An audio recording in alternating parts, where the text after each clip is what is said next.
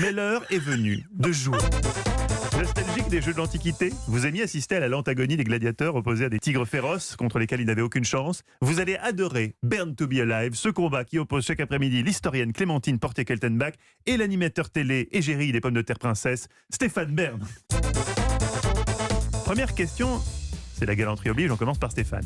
Je ne sais pas si Europe 1 vous paye royalement, Stéphane, je n'ai pas d'informations là-dessus, quoique j'aimerais bien. Mais en tout cas, les astronautes de la mission Apollo 11 étaient payés 8 $ par jour.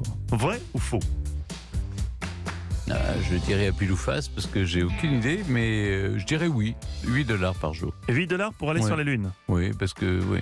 Moment historique dans Historiquement Vôtre, puisque c'est une bonne réponse de Stéphane Bern. Neil Armstrong et Buzz Aldrin ont été les premiers à marcher sur la Lune, mais pour seulement 8 $ par jour. On pourrait se dire à l'époque 8 $ c'était énorme. Eh bien non, ça correspond à 50 $ d'aujourd'hui. Oui. On va dire qu'ils Mais étaient vous pas très savez, forts en Buzz, affaires. ils se sont rattrapés par la suite.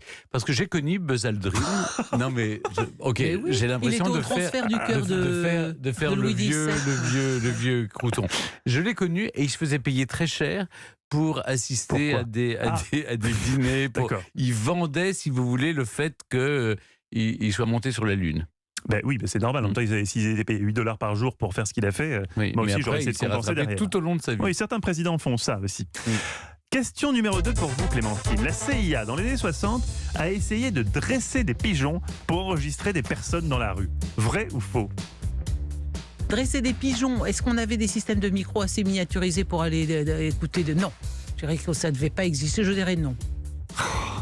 Elle est désespérante de lucidité comme ça. Effectivement, c'est faux. Par contre, ils ont essayé à la CIA avec des chats. Ils ont implanté dans le corps de l'animal une pile, un micro et une antenne le long de sa colonne vertébrale. Le chat avait pour mission d'enregistrer 2 hommes de l'ambassade de Russie aux États-Unis et malheureusement une voiture l'a écrasé. C'est horrible. Voilà, Ils ont c'est carrément- récupéré la puce. Ils ont récupéré une puce sur un chat.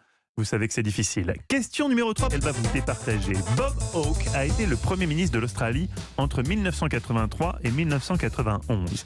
Il était à l'époque détenteur d'un étonnant record du monde. Lequel? 3 propositions. 1. C'était l'homme qui buvait de la bière le plus rapidement au monde. 2. C'était l'homme qui faisait le poirier le plus longtemps du monde. Ou c'était l'homme qui avait vu toutes les émissions de Secret d'Histoire sans s'être endormi une seule seconde.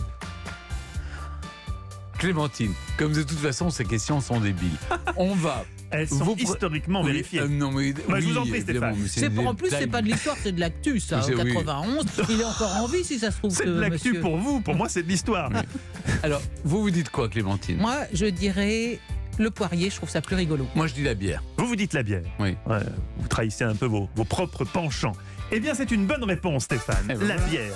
Ce Premier ministre avait bu 1,4 litres en 11 secondes. C'était en 1954. Depuis, le record est tombé 5 secondes. Une fois de plus, ça Ouais. fait plusieurs fois, Stéphane, que bon, vous n'arrivez pas à gagner, il ne faut pas exagérer, mais vous arrivez à faire match égal avec Clémentine, ce qui est pas mal pour un ambassadeur de Véranda. Merci à tous les deux. Europe 1, historiquement vôtre.